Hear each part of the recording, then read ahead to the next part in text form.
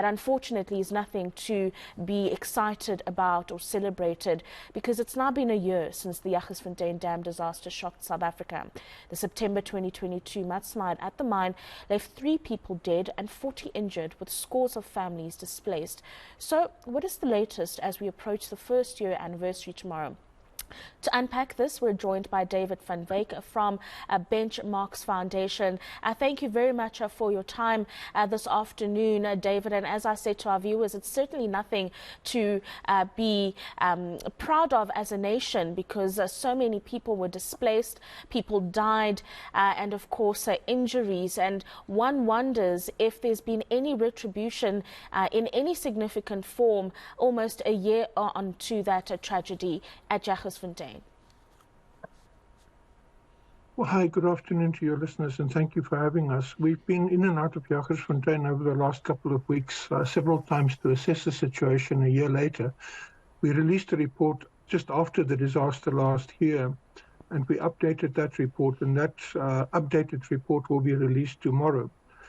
But we are very, very concerned that none of the people who have been displaced are back in houses of their own as yet. There is some construction work going on, but no one is back in their houses as yet a year later, and the construction that's going on, from what we can observe, is substandard. It is not equal to the houses that people lost before. There's also a lot of infighting between subcontractors who are building those houses, subcontractors from outside of the Free State and those from Jagersfontein itself. And subcontractors are complaining about the kind of support that they are getting from the company. The company put aside 20 million rands for more than 130 houses that were lost. And that is really not adequate. 20 million rand for 130 houses that were lost is not going to cover the cost of reparations for those houses.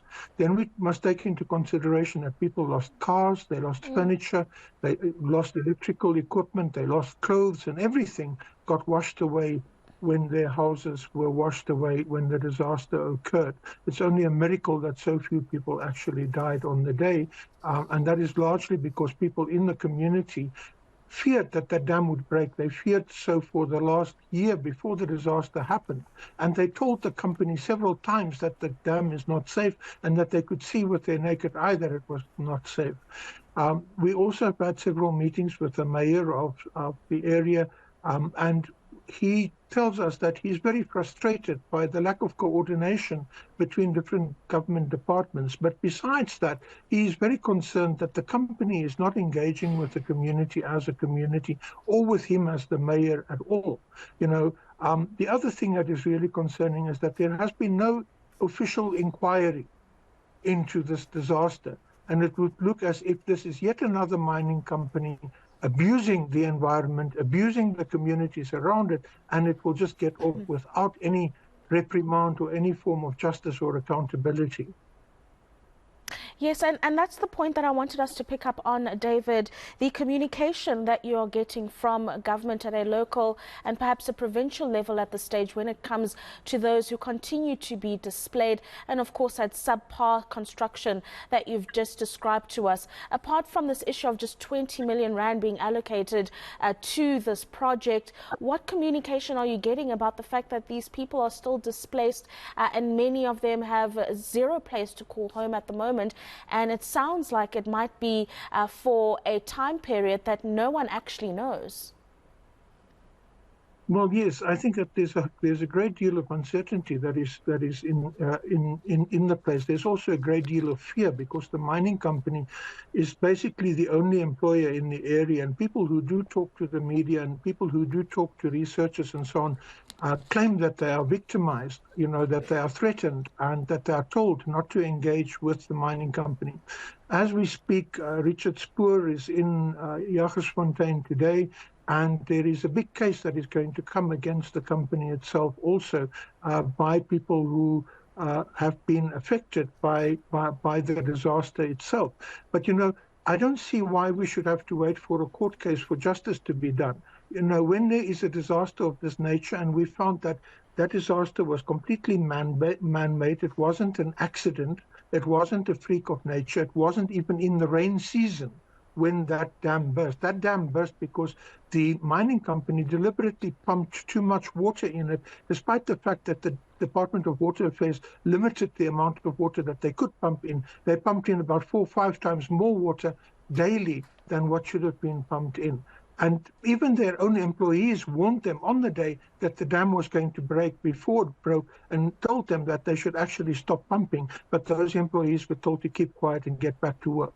Yeah, and that's the big problem there, isn't it, David? And one would say that it's a problem that needs to be sorted out before another tragedy of this nature happens. And the problem here is the lack of accountability, but also the lack of oversight. The fact that you've got a company that knows that it's breaching the limitations of its mining infrastructure and doing so deliberately, and the fact that to this day there's no accountability of significance apart from what the likes of Richard Spoor are doing when it comes to taking the company to task.